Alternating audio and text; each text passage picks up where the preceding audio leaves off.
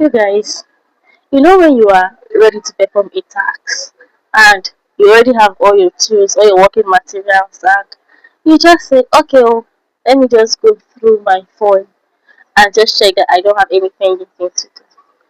And before you know it, 1 hour gone. One thing is that after this stage, you're either now tired or the zeal to work to do that task has gone. So one thing that can jeopardize deep work is social media, and you will need to quit social media. Now, not like social media is entirely not needed, because for some of us, we need to work using our phones. Now, here are ways that we can cut down to ensure that social media is not draining or jeopardizing our process or our timing for deep work. Now you will have to identify the social media platforms that are of vital importance to you. Those ones that you need to learn, to document, and to work on.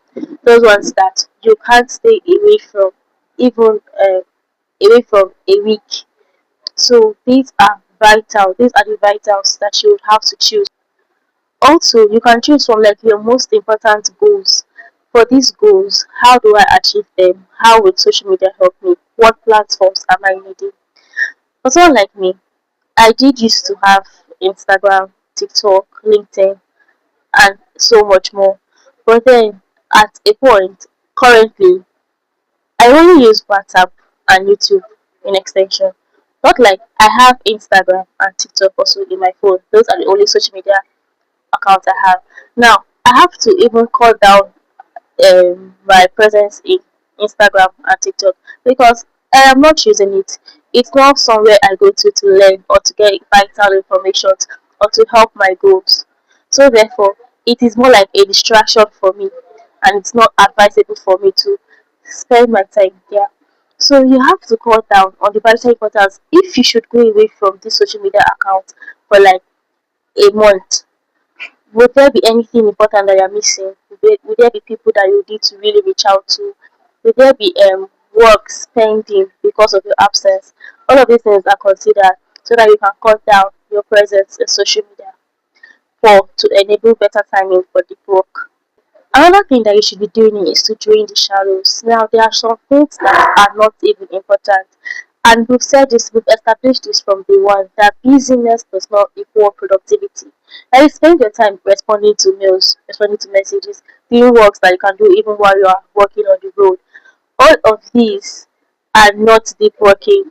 In fact, they are shallow work. It's just like you are being busy, but you are not actually being productive.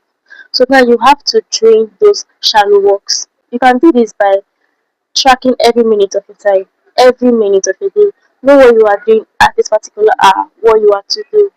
Know what for early hours of the morning, what tasks you are completing, towards noon, what you are to be doing, so that you do not catch yourself scrolling when you are supposed to be reading, or you catch yourself gisting when you are supposed to be brainstorming and getting new ideas. You should know when you track every minute of your day, you can know the best times when you're best productive, when you can do some certain tasks, when you can achieve some certain things. So if you track every minute of your day, you can then make deep working easier for you. So avoid and drain all of these shallow works. Now, deep work is very important. You cannot want to make the difference if you do not deep work, if you do not take the steps on doing things, spending time, quality time, with undivided attention in doing the things that are very, very necessary and needed. Now, as a student, I can't spend most of my time just chatting and gisting and not spending time in reading.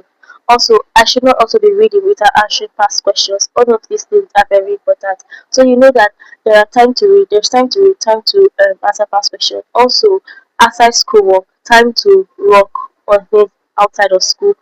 All of these things are important. So to wrap this up, I would say that deep working is important and it is best from day two. You can see out ways you can deep work, um, different styles you can adapt. For me, I just looked at it and I said, okay, the 1990. Using 90 minutes of working, 90 minutes of rest, 2 to 3 times a day, it's a huge one that I would say that can be very effective. And I am really, really willing. It's one thing that I tell myself, okay, that from henceforth I should try this out every day.